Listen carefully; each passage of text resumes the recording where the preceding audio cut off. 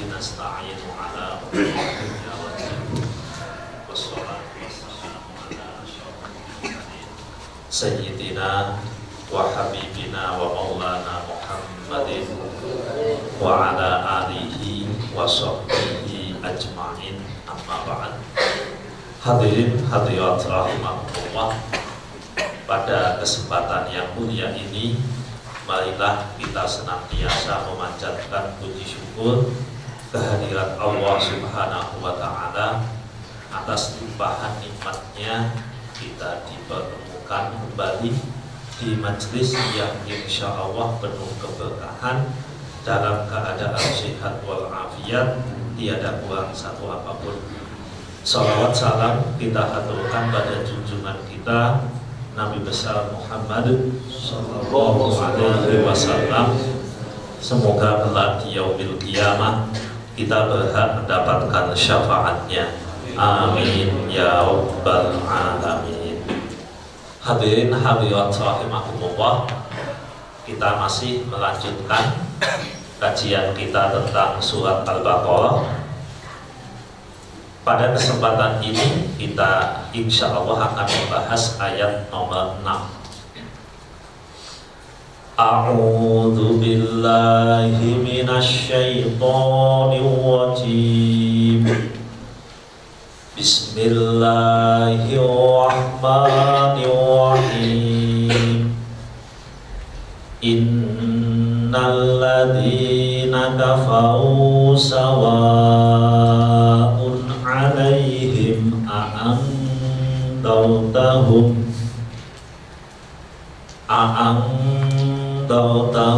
am lam tundirhum la yu'minun. Sesungguhnya orang-orang kafir sama saja bagi mereka engkau Muhammad beri peringatan atau tidak engkau beri peringatan, mereka tidak akan beriman. Al-Baqarah ayat nomor 6. Hadirin hadirat rahimahumullah, insya Allah akan kita bahas ayat ini dalam tiga bahasan, tiga hal. Ada tiga hal yang insya Allah akan kita bahas berkaitan dengan ayat ini. Yang pertama berkaitan dengan kalimat innal ladzina kafaru, sesungguhnya orang-orang kafir. Siapakah orang kafir? Tergantung dari mana kita nyebut kafir. Kalau kafir dalam konteks KBBI, kemungkinan orang yang tidak bertuhan. Makanya orang Nasrani, orang Yahudi, orang Kristen, Katolik di Indonesia diuneki kafir, nesu. Siapa bilang kami kafir? Kami bertuhan kok. Kami berketuhanan yang Maha Esa. Kami menyembah Tuhan. Kami tidak kafir. Karena mungkin pandangan mereka bahwa kafir menurut bahasa ya begitu. Kafir adalah orang yang anti Tuhan atau tidak bertuhan, ateis, komunis, atau mungkin yang lain. Begitu juga dalam pandangan para ulama berkaitan kafir secara bahasa. Bapak Ibu mungkin ada yang pernah menanam sesuatu, tandur. Nah, tandur. Wong sing tandur kuwi jenenge tani. Lah pak tani kuwi gaweane nutupi wineh. Nek tandur jenengan nanam jagung pamane ceblose, cebluk, buka, wijine masuk, tutup. Lah wong kono kaya ngono kuwi jenenge wong kafir. Tapi aja dunyake lho, kok nesu lho. Begitu itu namanya kafir. Ya memang begitu. Sebab mereka itu menutupi. Mereka namanya kafir. Jadi kafir itu memang tergantung bagaimana definisinya. Nah, kalau kita lihat kafir dalam konteks bahasa agama, maka kafir itu biasanya dimunculkan dalam tiga hal. Pertama, al-kufru diddul iman. Kafir itu lawan iman. Ini yang dimaksud di ayat nomor 6 ini. Karena penyebutan kafir di dalam Quran belum tentu selalu berkaitan dengan diddul iman. Belum tentu. Kalau kita mengatakan bahwa penyebutan kafir di dalam Al-Quran adalah lawan dari iman semua, maka kita masih perlu nambah baca lagi. Masih perlu untuk nambah ilmu lagi. Karena tidak semua kalimat kafir di dalam Al-Quran itu artinya adalah diddul iman. Bahkan jenengan pun kadang donga ben kafir. Kafir an sayyiatina wastur ala uyubina. Kan kafir tadi Bu ditasdid kan? Yang artinya hapus. Jadi tidak semua kafir maknanya diddul iman, lawan dari iman. Mulane nek duneke wong kafir aja nesu sik, takon sik. Aja biasa kita susah. Mas sampean kafir ya? Saya Mas kafir bidang apa dulu? Lah sampean gaweane tani, oh ya saya terima. Saya kafir di sini. Ndak usah nesunan kula panjenengan dadi wong mukmin kuwi cepakno husnudzonnya. Jangan suudzon. Kalau ada orang nyebut ya kita tanyakan. Jangan emosi dulu, jangan marah dulu, jangan cengkel dulu, tanyakan dulu. Mbok menawa dia ngetes ilmu kita. Jadi kalau ada orang itu suka mengkafirkan orang, wih Anda kafir, kafir. Jangan-jangan memang yang dimaksud Anda itu petani. Kan bisa jadi. Jadi paham takfiri yang mengkafirkan. Nah, kalau kafir yang diddul iman, memang ini lawan iman. Dan hanya bisa kita lihat dari perbuatan, pernyataan, sikap, perilaku. Kita tidak bisa melihat dari hati.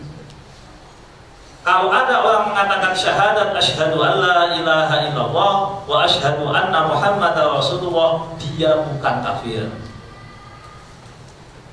Pernah ada cerita, satu saat seseorang namanya Usamah bin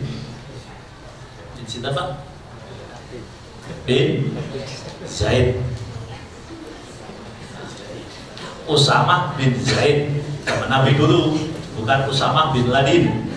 Kalau Usamah bin Laden ceritanya sudah meninggal. Saya tidak lihat jenazahnya kan tidak tahu. Ceritanya sudah meninggal. Nah, Usamah bin Zaid ini dia perang. Dalam kaidah perang, orang kafir boleh dibunuh di medan itu, di medan perang, asalkan tidak seorang wanita dan yang lain, ada aturannya lah intinya. Ini orang kafir perang kalah, Bapak Ibu. Nah, karena kalah mereka banyak yang lari tunggang langgang. Di antara yang lari itu ada orang kafir, karena mungkin larinya kalah cepat sehingga terkejarlah oleh Usamah bin Zaid. Ketika terkejar, hampir dibunuh, dia syahadat.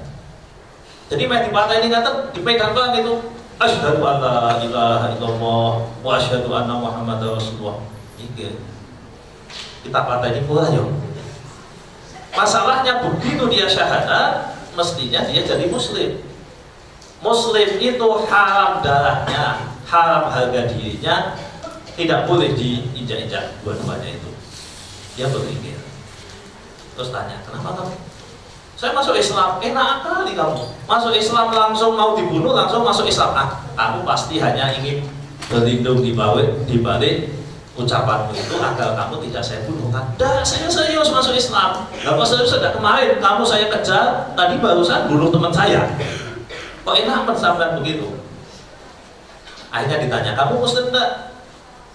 Ya saya Muslim, tapi barusan. Nah, dia tidak terima, apalagi dia melihat bahwa memang ada teman-temannya yang dibunuh oleh orang tadi.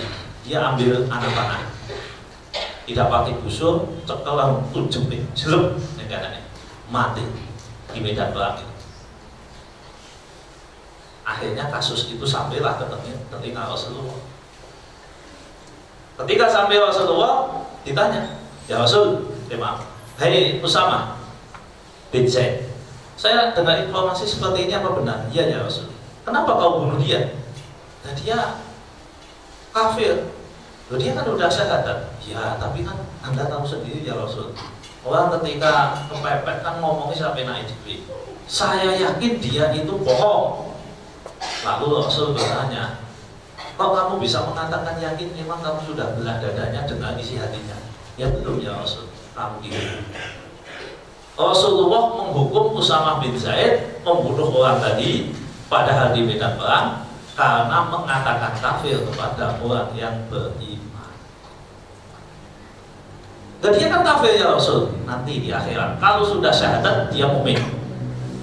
Kalau sudah syahadat dia muslim.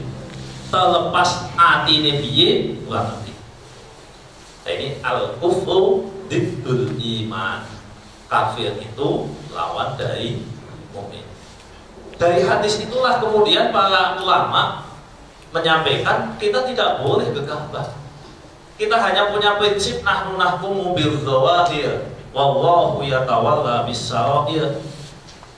Kita hanya melihat yang zahir-zahir saja, yang kelihatan. Kalau dia memang nyatanya muslim, ya dia muslim. Dia syahadat, dia muslim. Sampai dia menganulir sahabatnya, berarti dia muslim. Dia bukan kafir.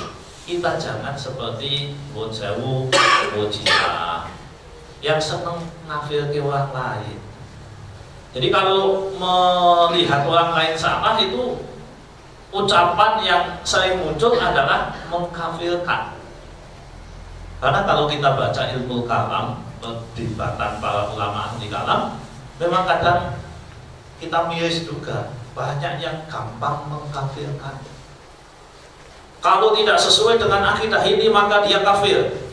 Nah, ini ada Asy'ariyah, ada Maturidiyah, ada Al-Jahmiyah, ada Jabariyah, ada Qadariyah, ada Mu'tazilah, ada Murji'ah, ada Syiah, pakai kabeh lah. Jadi belakangnya pakai semua. Jadi kesamaannya ya ada ahnya semua itu. Ini aliran-aliran pemikiran di dalam Islam yang kalau kita lihat di kitab-kitabnya banyak yang kemudian saling mengkafirkan. Lah kalau panjenengan tentu tidak usah mengulang sejarah, sedikit-sedikit mengkafirkan. Sedikit-sedikit mengkafirkan dalam arti kafir yang diddul iman tadi. Nah, orang yang kafir model seperti inilah nanti kafir ini pun ini kan tadi kafir dalam konteks ini nanti dibagi tiga. Kafir ini pun nanti dibagi menjadi tiga lagi. Akeh mana? Jadi ini innal ladzina kafaru sesungguhnya orang kafir. Kafir dalam maknawinya itu kafir yang bermakna diddul iman. Yang kedua kufur bin nikmah. Yang ketiga kufur bil ihsan. Itu pembagiannya di situ. Terus yang kafir billah tadi, kufur diddul iman itu dibagi pelakunya. Nanti ada kafir harbi, kafir musuh, ada kafir mu'ahad, kafir yang membuat perjanjian, ada kafir dhimmi, kafir dalam tanggungan. Jadi setiap orang kafir pun nanti beda. Ini kafirnya kafir pertama, kafir diddul iman tadi. Setiap perbedaan ini memunculkan konsekuensi yang berbeda. Jadi tidak bisa berpihak-pihak. Kan wong kafir. Nah kafir apa dulu? Kafir harbikah, kafir mu'ahadkah, atau kafir zimmikah? Karena itu beda. Nek kafir harbi itu termasuk hayawanun ghairu muhtaram. Nek cara bahasa fikihwan, hayawan di sini bukan hewan maksudnya. Apa ya? Ya makhluk gitu lah. Makhluk yang tidak dimuliakan. Sehingga kalau itu kafir harbi, panjenengan punya air segelas. Segelas ini mau wudu. Maka wudu dan air tadi apabila ditemukan ada hayawan ghairu muhtaram, makhluk yang tidak dimuliakan, maka air itu wajib untuk panjenengan buat wudu, tidak boleh disedekahkan kepada hayawan ghairu muhtaram. Jadi nek ana wong kafir melet-melet kafir harbi lho meh mati kelaparan, panjenengan tahu dia kafir harbi, walaupun tidak di medan perang, memang air yang panjenengan gunakan wudu aja. Jadi saya dapat bayangke di iklan TV itu ada yang diungkit terus dikopiok terus dijengkel tinggal lu mau ngundang kayak sponsor nopo niku Pak. Rokok ya. Nah, saya bayangkan kalau ada kondisi seperti itu sing siji ngelak banget malah banyune kanggo lauk kuwi nek kancane kuwi kafir harbi memang harus begitu, ndak boleh dikasih malahan. Itu kalau kafir harbi, itu kafir yang memusuhi Islam dengan jelas tegas nyata. Tetapi kalau yang dipikirnya kafir dhimmi tidak boleh begitu. Kalau itu kafir dhimmi, jenengan mau wudu, airnya ini kelaparan, melet-melet pengen ngombe ini orang ini, padahal dia kafir tapi kafir dhimmi, maka panjenengan wajib memberikan air itu pada orang tadi. Dibuat wudu ada dosa, Anda harus tayamum. Kalau memang keadaannya begitu, tapi dhimmi dulu kafirnya atau kafir mu'ahad. Jadi beda-beda. Orang yang mengingkari Allah atau kufur billah, kufur yang diddul iman, itu model pelakunya ada kafir dhimmi, kafir harbi, dan kafir mu'ahad. Ini innalladzina kafaru. Terus yang kedua, jenis kekafiran yang dimunculkan, yang disampaikan oleh Allah di dalam Al-Quran adalah kufur bin nikmah. Di surat Ibrahim ayat 27 ya, kalau tidak salah. A'udzu billahi minasyaitonir rajim. Wa in ta'adzana rabbukum la in syakartum la azidannakum wa la in kafartum wala in kafartum inna adabi lasyadid. Di situ disampaikan, ingat ketika Allah mengumumkan, memaklumatkan, la in syakartum la azidannakum, jika Anda bersyukur atas nikmat Allah, maka Allah akan nambah. Ini yang ditambah apanya? Nikmatnya apa nominalnya? Nikmatnya. La azidanna yakti bakal nambah temen sapa ingsun Allah ing sira kabeh ai an nikmah, tegese sing ditambahi nikmate. Jenengan syukur bakal ditambahi, sing ditambahi nikmatnya. Nah, nikmat itu apa? Nikmat itu kan sesuatu yang tidak selalu sifatnya materi. Jadi orang bersyukur belum tentu nominalnya tambah. Jenengan punya uang 10.000, syukur bisa tambah jadi 20.000, 100.000, atau bisa jadi nikmati 10.000 ya keh. Sebab kalau panjenengan itu kalau sudah biasa melakukan sesuatu hal yang biasa, nikmatnya itu dicabut balahan oleh Allah. Dan salah satu filosofi dunia itu diciptakan oleh Allah, dan grand desainnya adalah nikmatnya berkurang. Maka tidak ada nikmat yang langgeng. Sing ono niku nikmat kuwi nek urung entuk. Kalau panjenengan kalau belum dimiliki itu nikmat, begitu dimiliki nanti nikmatnya berkurang. Pun saestu sadurunge di bojo, ketoke nikmate wah tenanan, bar di bojo wis biasa wae. Nah, pengen apa? Nanti tambahan ini sebelum dimiliki ya begitu, tapi dimiliki jebule podo. Oh jangan-jangan yang ketiga tidak ya? Yang ketiga apa nih? Jebule podo, ping 4 mumet deh. Jebule podo kabeh. Ping 5 lawan musuh. Jadi gini maksudnya, bahwa nikmat Gusti Allah itu kalau dikasih berurutan malah berarti dikurangi. Coba panjenengan seneng nopo umpamane, seneng mangan bakso, seneng, ya wis bendino bakso 7 tahun. Coba rasano. Boten enak Bapak Ibu.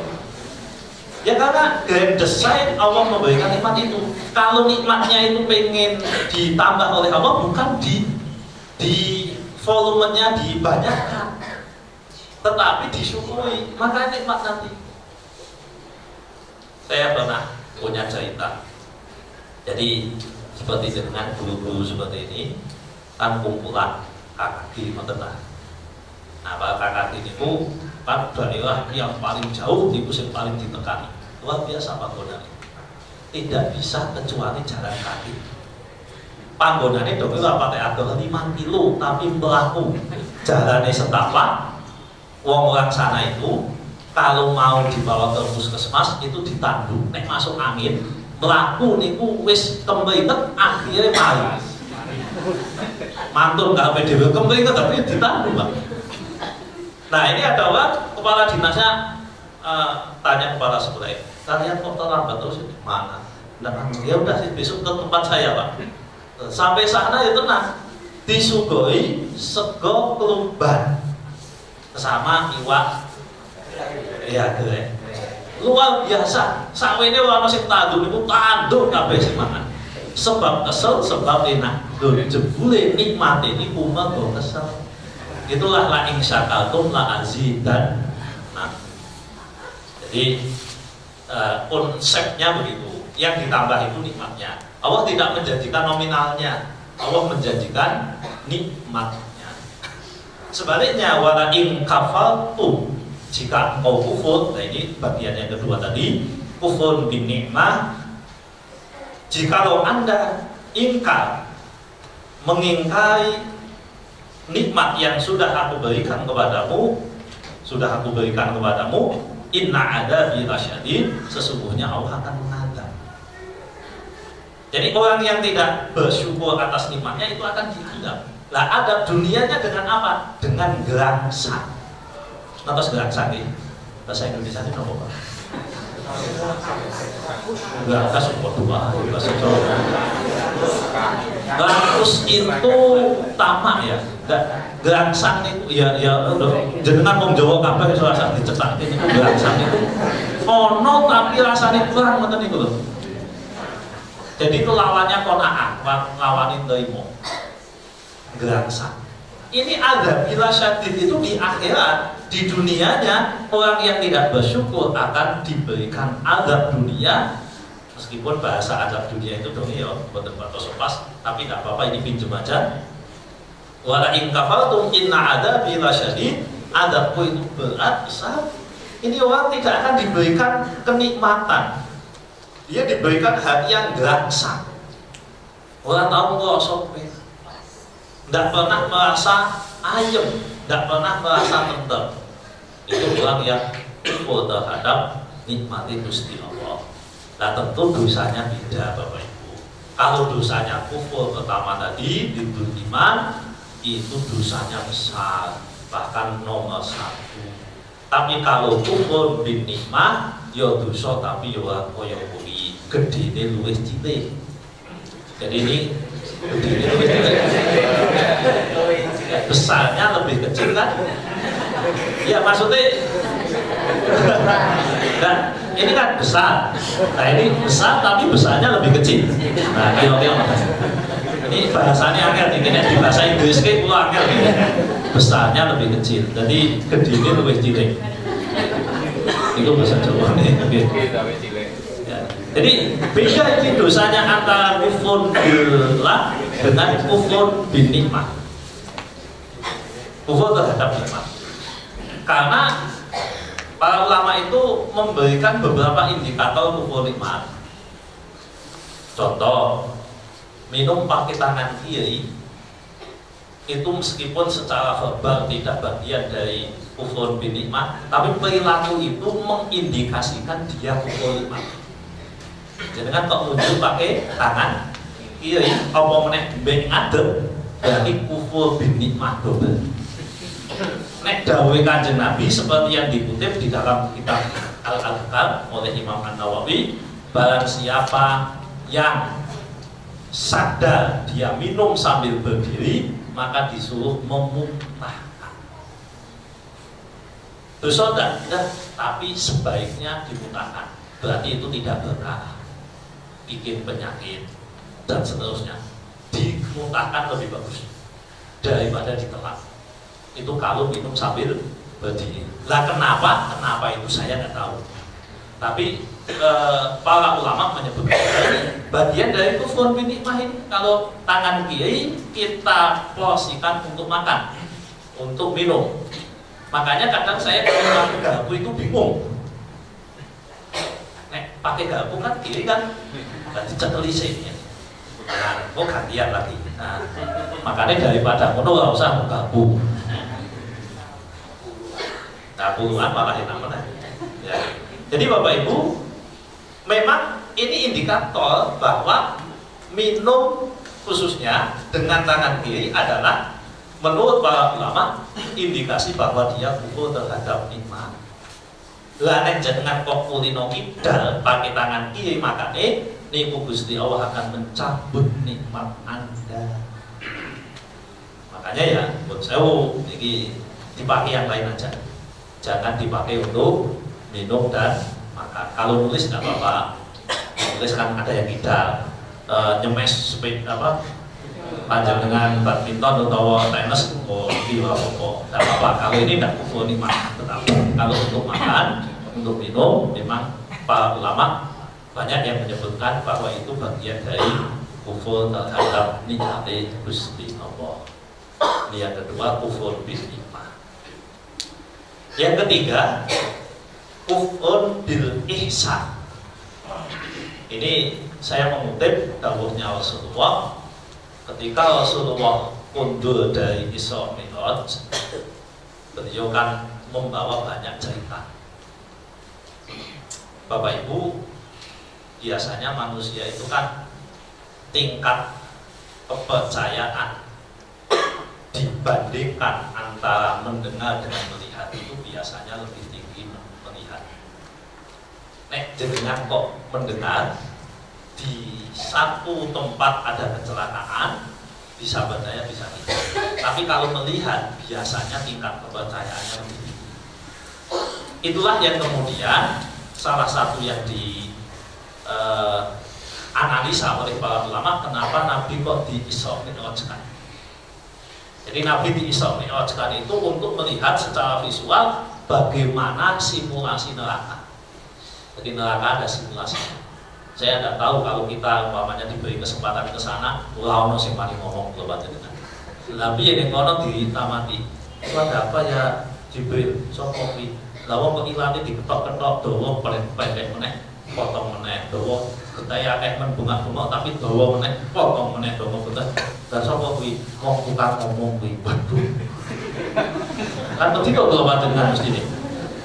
Takut Bapak Ibu kalau kita melihat secara visual mesti wedi. 2 hari yang lalu ada seorang ulama Damaskus Syria meninggal dunia. 2 hari yang lalu. Keunggulan dia itu apa? Hebat dia itu tidak pernah ngomong kecuali nasihat, baca Quran, baca hadis. Tok.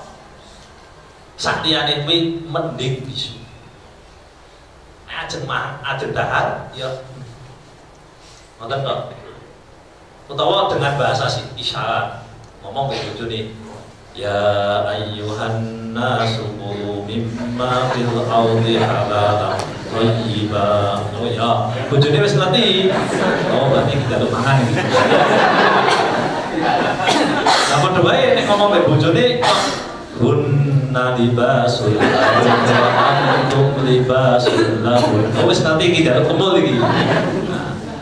Tapi ngomongnya luar biasa sampai jangan meninggal 2 hari yang lalu beliau meninggal. Sebelum itu memang ngomongnya hanya selain yang bahasanya kok satu nasihat, kedua adalah bacaan Quran, yang ketiga bacaan hadis, beliau diam.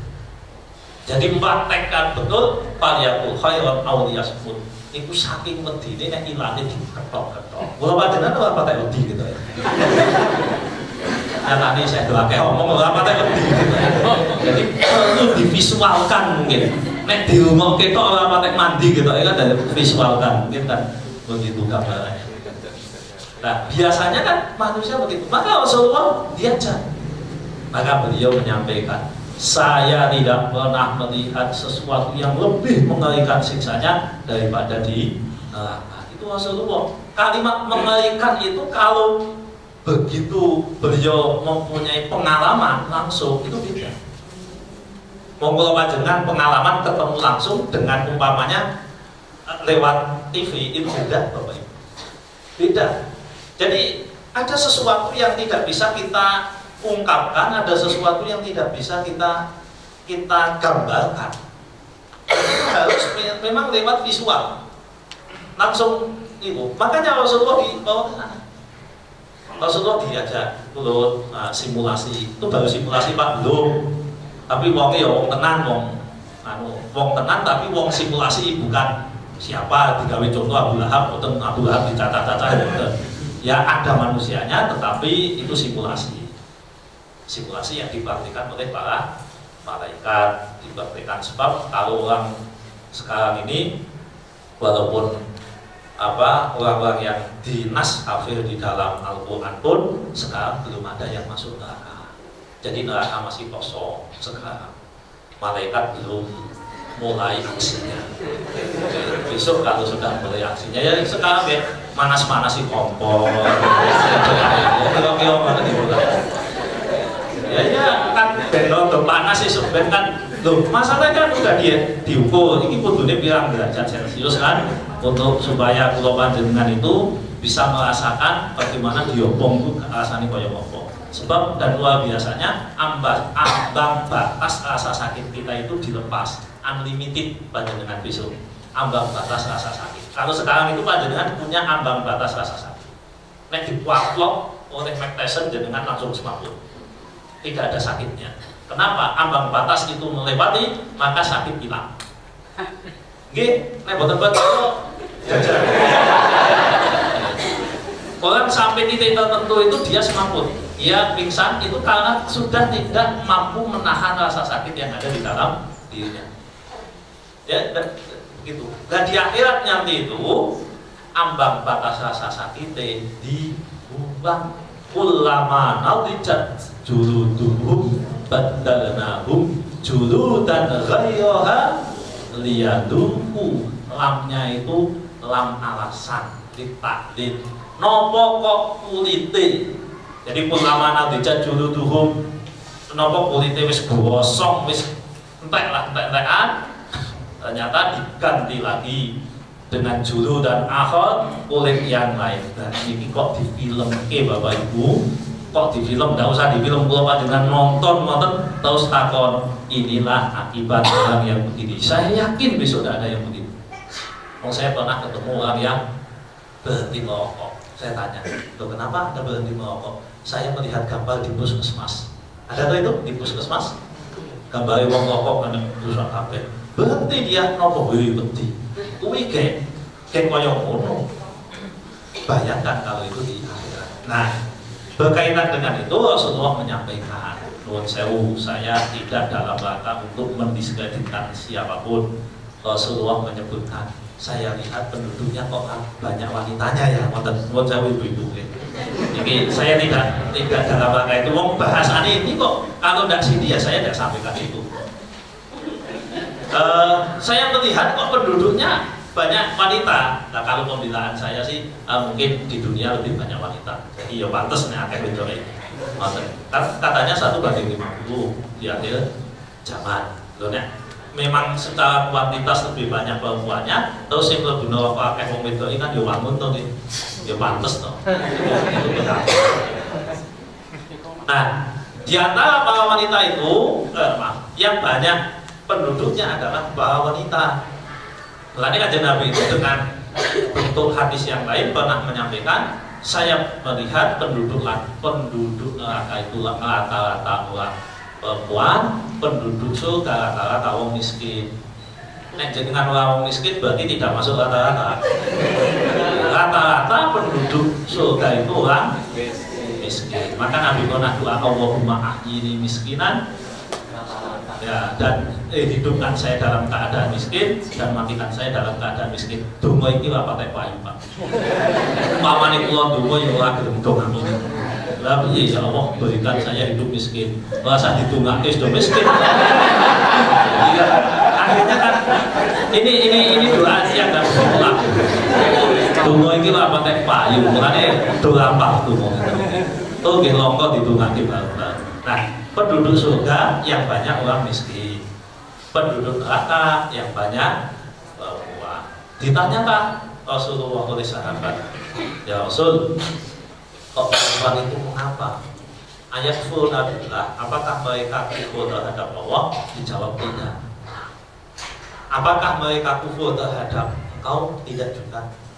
Apakah mereka ingkar terhadap rukun iman? Tidak juga. Jawaban Rasulullah dua, hunna yakfurnal ashir wa yakfurnal ihsan. Mereka itu mengkufuri suaminya dan mengkufuri kebaikan. Kalau yakfurnal asyir itu spesifik untuk perempuan. Kalau yakfurnal ihsan itu lebih umum daripada sekedar seorang perempuan laki-laki yang bisa. Jadi kalau yang pertama adalah yakfurnal asyir, dia mengingkari suaminya, dia kufur terhadap suaminya. Yang kedua tadi, karena ini satu kesatuan sebenarnya, yakfurnal ihsan, dia mengingkari kebaikan. Bentuknya kayak apa? Rasulullah mencontohkan. Seandainya ada seorang laki-laki berbuat baik selama 1 tahun, wis apik lah dengan istrinya. Nah, terus dia berbuat tidak baik 1 kali. Dia mengatakan, wahai suamiku, engkau tidak pernah berbuat baik sama sekali. Kalimat itulah yang disebut yakfurnal ihsan. Dan itulah orang yang sudah begitu, dia tobat kudu tenang, sebab dia sudah terdaftar di neraka. Nah, orang kaya ngono kuwi dia sudah terdaftar. Ya masuk DPT lah, yo. DPS, daftar penduduk sementara. Ya itu ada DPS-nya, daftar penduduk sementara. Lah nek sesuk kok divalidasi kok dari DPT ya wong maaf. Sing penting nek ana wong kok kaya ngono kuwi modele kuwi DPS neraka, daftar penduduk sementara. Jadi KTP ini ya saya fotokopi dulu dari sesuk dari ini nek wis mati, KTP panjenengan itu nek wis mati, oh ini penduduk ngendi kan ketok sudah. Jadi nek saat ini jenengan wati KTP boten dosa. Ora masalah, sebenarnya ning akhirat ora bakal salah. Ditanya kamu punya KTP enggak? Sana kembali ke dunia ya begitu. Jadi kalau panjenengan memang bentuknya seperti itu, ya memang dawuhnya Nabi. Berarti panjenengan yakfurnal ihsan, yaitu sama wong lanang ya padha duwe bojo apikane ya kawan elek sepisan duneke ngono kuwi sampeyan ki ora apike bablas aku meh golek maneh. Nah niku wis meh golek maneh dong iki mboten dosa, tapi kalimat sebelumnya itu ora apike bablas untuk menjadi penguat. Mboten ateges kula menganjurkan enggak, yang baik itu istri satu saja, jangan banyak-banyak, lebih baik satu. Apa? Satu udah cukup. Makanya nek kula muni luwih apik papat kula telengi wong wedok-wedok. Tuh wong Indonesia niku mboten patoso bakat. Orang Indonesia tidak begitu bakat. Mulane sithik. Nek bakat kan mesti wong akeh umum. Ora pakai bakat Indonesia. Bola-bali nek bojo. Oh, terlalu papat geger di sini. Berarti kan ora bakat, Pak. Nek bakat niku mboten geger. Dadi nek jenengan kok siji wae geng muni aku kok do piye di sini. Wong piye? Sebelah lho. Ah berarti ora bakat. Ora usah diteruske panjenengan. Enggak perlu mencari pandu bakat juga. Berarti jenengan wis ora kuat. Dibelah bojone kan payah. Jadi ora pakai bakat. Nek delok tampang-tampang ini tak ora bakat. Jadi memang orang pakai dan orang bakat orang usah dibeksak-beksaki daripada dan ini kabilah dan menurut saya malah. Jadi kembali ke situ Bapak Ibu bahwa yakfurnal ihsan, mengkufuri kebaikan. Jadi mengkufuri kebaikan itulah yang menjadi masalahnya. Ketika panjenengan tidak lagi menghargai kebaikan orang lain. Kita itu harus proporsional. Orang baik katakan baik, kalau dia jelek ya jeleknya anggap jelek. Tidak usah kita terus mengeneralisir bahwa orang baik pasti baik selamanya, orang jelek pasti jelek selamanya. Itu namanya ta'assub. Itu namanya fanatik, tidak boleh. Ya kita objektif saja. Dia baik, tapi suatu saat ya kadang jelek. Ya udah objektif aja. Tidak usah begitu. Tidak ada baiknya sama sekali. Nah, wong Indonesia itu sayangi sejarahnya bicara begitu. Oh jauh, Pak Karno wong apik betul. Baik, dialah yang memproklamirkan Indonesia. Menjelang wafatnya kira-kira propaganda yang muncul bagaimana? Katanya kan apa PKI lah, katanya inilah, sehingga seakan-akan dengan kejelekan tanda kutip ya, saya tidak mengatakan kejelekan, dengan kejelekan yang dipersepsikan oleh sebagian masyarakat, kemudian dia dicap sebagai orang jelek. Jadi kejelekan sekali membuat apa yang pernah dilakukan hancur. Ini yakfurunal ihsan kalau kita begitu. Pak Harto, wah dulu sayang-sayang dipuja-puja. 32 tahun kemudian, tahun 97 terjadi krismon, kemudian terjadi krisis global, 98 diturunkan, 98 isinya kantung Soeharto, bunuh Soeharto dan sebagainya. Dan sing yang lali. Ingat, yakfurunal ihsan itu membuat kita jadi daftar penduduk sementara neraka. Mulane disproporsional adalah yang baik ya akui kebaikannya. Kalau jelek ya katakan itu jelek. Oh usah digebiah. Ini mental Bapak Ibu, karakter. Kalau karakter kita sudah yakfurunal ihsan, maka sesungguhnya kita sedang membangun neraka untuk diri kita. Kalau kita yakfurunal ihsan, jadi maknanya jangan hanya disempitkan kanggo ngelek-ngelek wong itu sampeyan wa taat kawaku, sampeyan wa manut, sampeyan berdoa iki hadise. Kuwi jenenge diktator wong lanang kaya ngono kuwi. Nek wong lanang ki nganggone napa dalile niku ku angkusakum wa ahlikum naro.